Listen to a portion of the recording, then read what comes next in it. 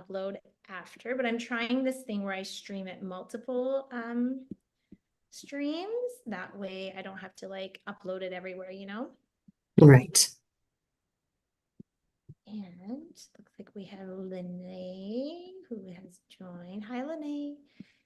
And I don't know if we've got a few others that are going to join, but I definitely know there's going to be people wanting to replay, which is great. So I'll make sure I record on this computer.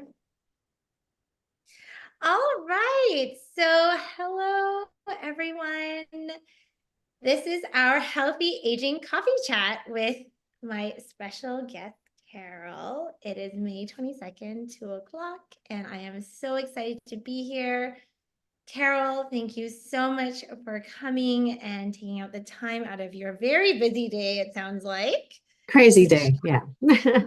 No Crazy. worries.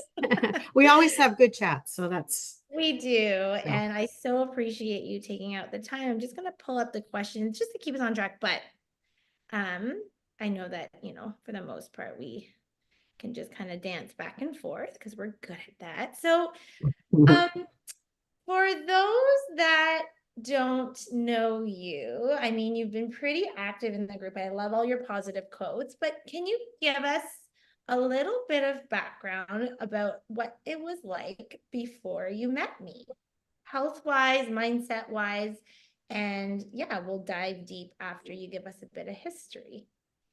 Well, I don't want to say that there were any problems before I met you, but certainly I've... Exactly. That's what I wanted to allude to.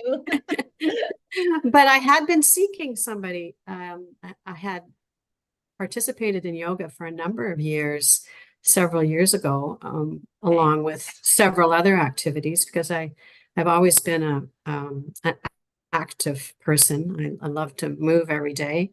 Makes me feel happy, both mentally and physically. And I would say 7 years ago, I submitted to a bone density scan and started on a journey that I probably wish I hadn't, but I was diagnosed at that point with osteoporosis and was told, oh, there are some things that you shouldn't be doing, types of movement you shouldn't be doing, and certain ways you should be moving, doing certain activities.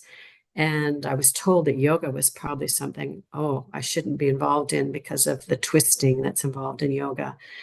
And that did not sit well with me. And so it took a while to, and listening to what, health professionals telling me to do things a certain way. And I found a chronic disease management program at a local clinic here, and started in that program, which has subsequently turned into other programs. I'm not in that program any longer, but the owner of that business is a friend of yours, and she told me about your program, and she thought she could, because she knew I wanted to get into yoga again. And she told me about yourself, and I decided that I would check out, Zoom meet you, and find out what your program was about.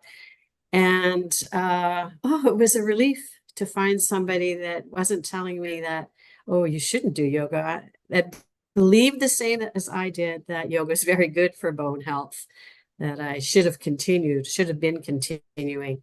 And I understood. It's not your fault, right? Like when we're told these things, and it, to the defense of the whichever practitioner or doctor said that, they don't know either, truly, because they probably are not experts in yoga. And it's not that you don't do yoga, it's that like it has to be taken with with your specific diagnosis sort of in mind, but it doesn't mean like you write it all off, right? It's just like saying, I remember being told by a doctor, like, well, you shouldn't run, but that's just so silly. Like I was in my 20s And it's not that, it's that we need to find the right tools and the right mentorship and the people to help us get back to the things that we want to do. And for you,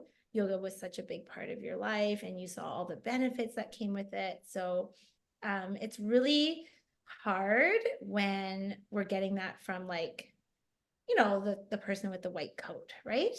Well, So or yes, people that we go to advice for. And I agree with you. It wasn't that the advice was wrong. It was based on their knowledge. And you know what?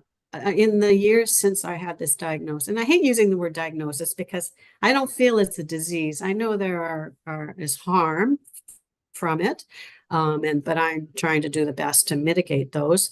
But yeah, it's the right mix, and I think that's what I found with you. You had a mindset that you knew there were benefits, and from talking to you, I have all confidence in you that I'm going to be doing things correctly and that you understand what I should and shouldn't, or the way I should and shouldn't do things, and that I put my trust in you for that. And I have complete trust in that because of your experience as both a yoga instructor and a physiotherapist. So I came to you because I needed someone else on my team, my health team.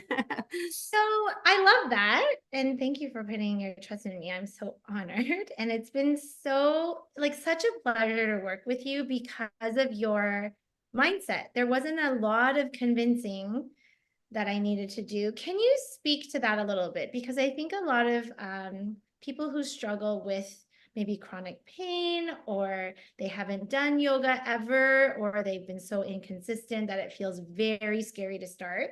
I think that when I met you, you were already kind of ahead of that game because you were so ready. But if someone doesn't feel ready, like, what would you tell them about that?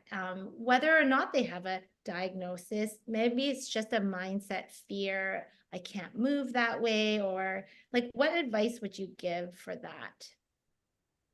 Well, I have to think back on maybe a couple instances in my life where I won't say an injury, but I've strained something and it's been horrible to move in a certain way.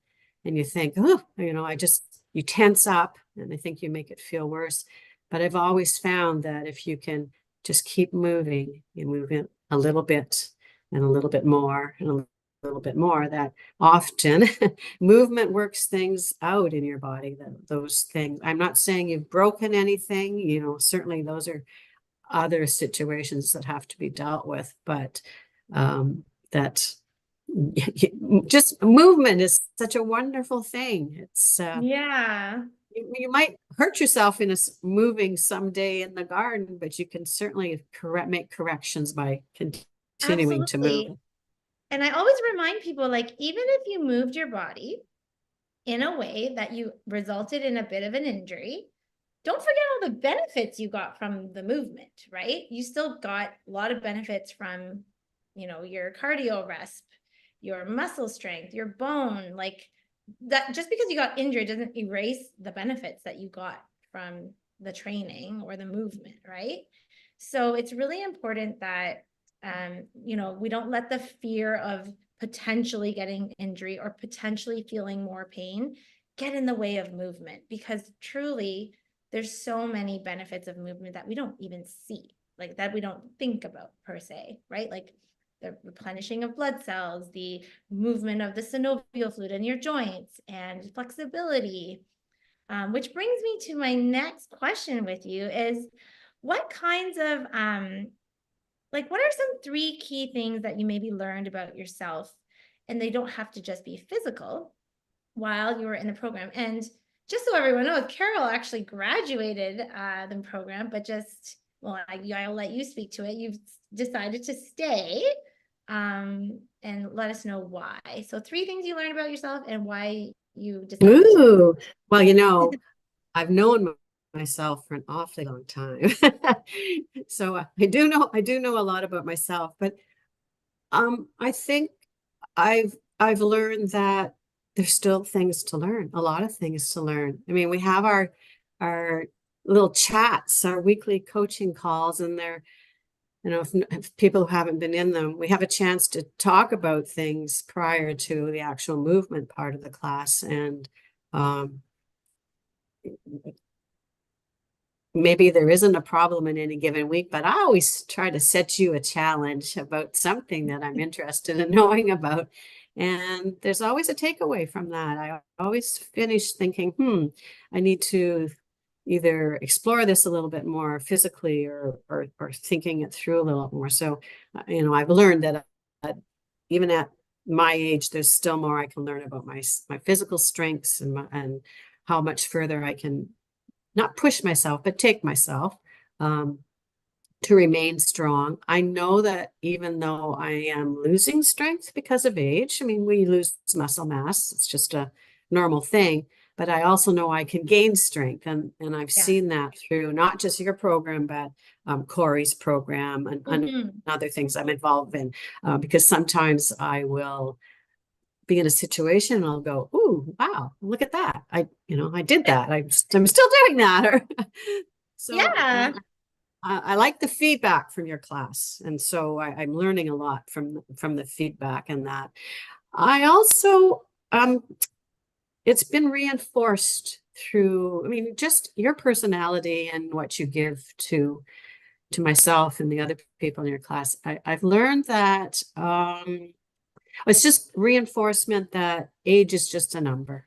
That attitude still has to be, there has to be a mindset about your health and how you go forward in your day.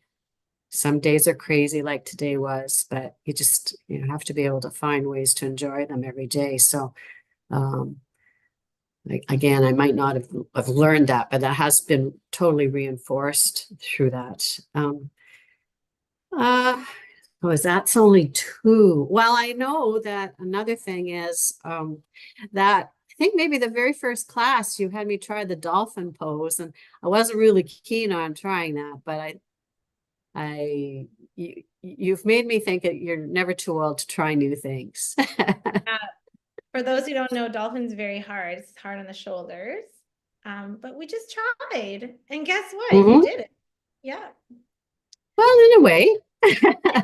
Hey, any modification is still the pose, right? But the shoulders were, my shoulders are one of my weaker spots. And I think maybe a lot of women have upper body issues. And so it didn't hurt. And, it does little bits, little increments. Every time you do it, you get a little bit stronger. It feels a little bit better. And you feel like you want to do it more. So let's talk a little bit about osteoporosis. I think people hear the term, but they don't really know what it means.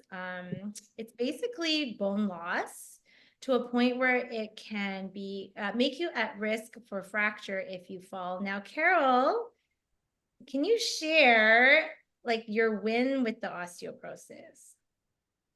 Oh, well, yeah, a subsequent bone density. So they were spaced out 4 years apart. And in those 4 years, I was working in that chronic disease management program. So my goals were to improve my balance because, a strong, solid balance is a benefit for everybody, but especially for people who may have problems with bone loss. You don't want to fall and hurt yourself, break something. I also wanted to do more weight-bearing exercise to stress those bones to create them stronger. And in the 4 years between the two bone density tests, I actually had improved T-scores, which was kind of surprising to my physician because I had been encouraged to take medication as soon as I had the diagnosis, and did not sit right with me. I really wanted to avoid any chemical interference, and I thought exercise could probably be the thing for me. And if it wasn't working, then I'd reconsider. But when I had that improved score, I thought, okay, this is something I just need to continue on and try at all costs to avoid medication. And at some point, the medication stopped stops working in itself. You can only take it for Yeah. so long. It only Yeah. improves so much. So then at Yeah. that point, then what are you doing? You know, you need to try and find something Absolutely. else. So Yeah. And exercise again. it doesn't mean you're saying no either, let's say, if you need it in a couple of years, but Yeah.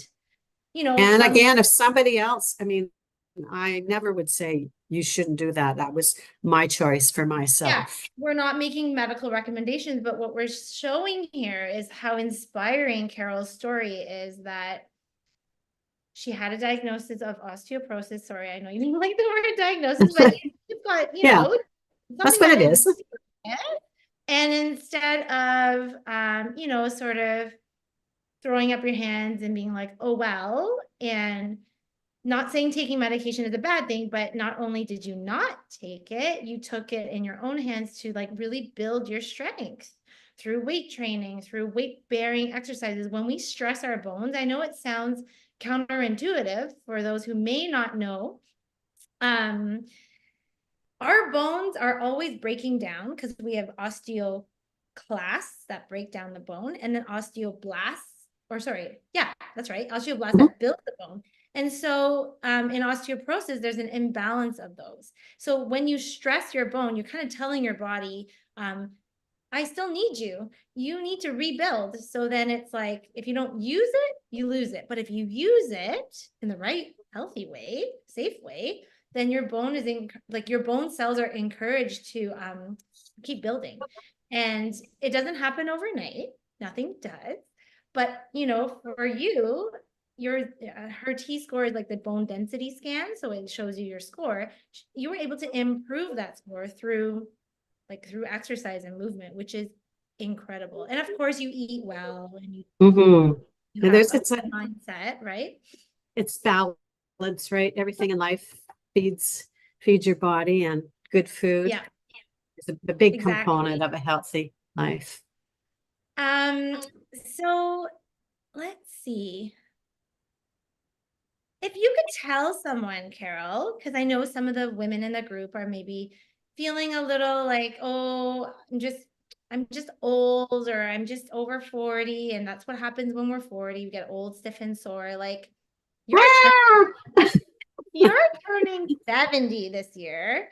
And I always say, like, gosh, like I look up to clients like you and like my other client who's like running her 10th marathon this year. I'm like, that's what I want to be like when I grow up, you know, like just what would you tell your 40-year-old self, or like the 40, 50s in our group, like that are feeling already like that? Like, what advice would you give them? Oh my gosh, there's so much out there to enjoy, to do.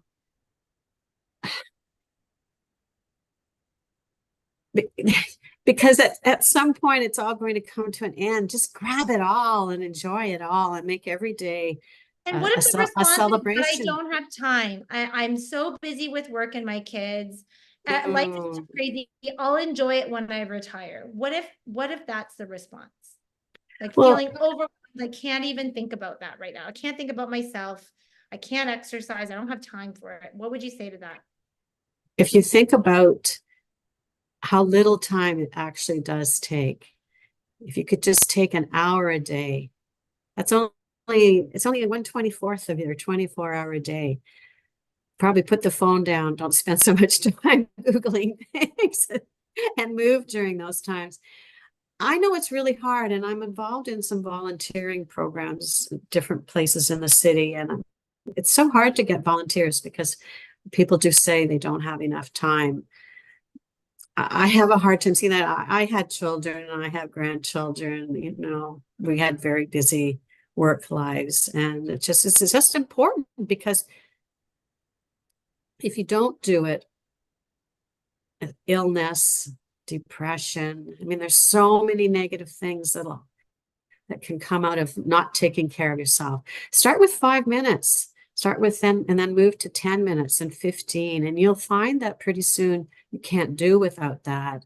You would rather do without, um, like I say, time on social media is not, time on social media does not give you a healthier lifestyle.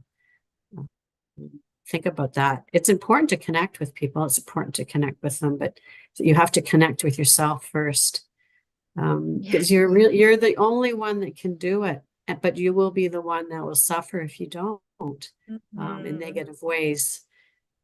So just that little bit, your XYZ movements, that's something that I've started to do. Just as soon as I get up in the morning, go to the bathroom, I'm standing at the counter, running water in the sink to wash. I do my your little squiggly movements.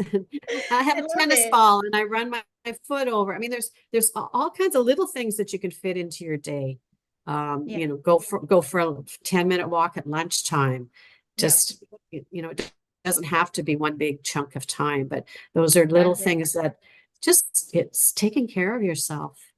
And it's like, to your point, it doesn't have to be, booking a whole day at the spa. It can literally be like, okay, 10 minutes of intentional movement just for me, right? Not because I'm running after my kids, not because I have to get to the grocery store. Like that kind of movement is different. It's like that really intentional, purposeful, and it doesn't have to look like hours at the gym. It really doesn't. If you get to that point where you're craving that, that's amazing. But to start, I know a lot of, busy moms, busy working people just feel like they don't have time. I hear this a lot. I feel like I don't have time, but there are pockets of 5 minutes here and there, and they don't have to be all together. It's actually better if we spread to break it up.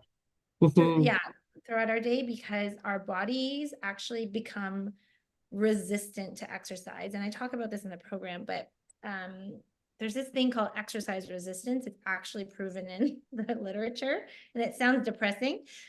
Basically, if you're a weekend warrior, like you save all your exercise time for the weekend, but Monday to Friday, you sit at your desk all day and you're just like at your computer and you don't move, your body actually resists all the benefits that, like all those minutes you did on the weekend at the gym, your body starts to resist that. Which is that is a sad thing to hear. It's so crazy, right? It sounds so bad, but it's actually just really cool information, because I get a lot of, oh my God, I feel like my metabolism is so slow now. I like burn all these calories in the gym, right, on the weekend, but then I'm still gaining weight. And then for women, especially, you add on perimenopause, postmenopause, our hormonal changes, fatigue. These are all things that contribute, right? So if we're getting also exercise resistance, because the majority of our day is sedentary, even more reason to put in those 5-minute pockets, 10 minutes, morning, lunch, afternoon. I'm sure you're already, like, to your point, scrolling social. Let's flip that into some mindful movement for your body, and then your body won't resist the exercise you did. And it's important too, like, to get to your point, if you're talking about 40 years and 50 years old, if you aren't developing those good habits at that point, it gets harder and harder to keep the weight off as you get older, even if you are exercising. That if you haven't done anything up to that point, oh boy, it's going to be a terrible struggle. So that the sooner you start, the better. I love gardening. I've told you I love gardening. And I'm so happy that gardening season's here. And I have my own big gardens, and I garden at the community, our waterfront gardens here in North Bay. And it's incredible the number of steps you can get in, just back and forth and up and down and here and there and back. I was just working in the yard for a while on Sunday, and I got 12,000 steps in. I don't know what I was doing, but I was just up and down and back and forth. And I thought, ooh, I don't think I'm going for a walk today. I think I've done my walk. Gardening a little bit, because a lot of people, I just saw on my Facebook, a bunch of people were like, because long weekend was beautiful here, probably for you too, and people were gardening, and a lot of people were like, back sore, neck, right? So when you garden, do you feel sore, or are you just like tired because you worked in the garden? I don't feel sore because I'm gardening for ever and ever. I gardened when I was a teenager with my mom and have kept it up. I've been fortunate that most of my life I've had somewhere that I could garden, and when I didn't have it personally, I volunteered in the community in gardens. Yeah. So I guess I just maybe have that flexibility. Yes, on times when there's I think you need to give yourself more credit than that. I think heavy it's when because there's heavy you work move though. I your mean, body. you're when there's heavy work, like say we get a big load of compost at the waterfront and you're carrying buckets for a couple of hours, heavy buckets. Sure, your Yeah. shoulders are sore at the end of the day, but you can do other movement to work that out Yeah. too. And I Don't think what you just do stop.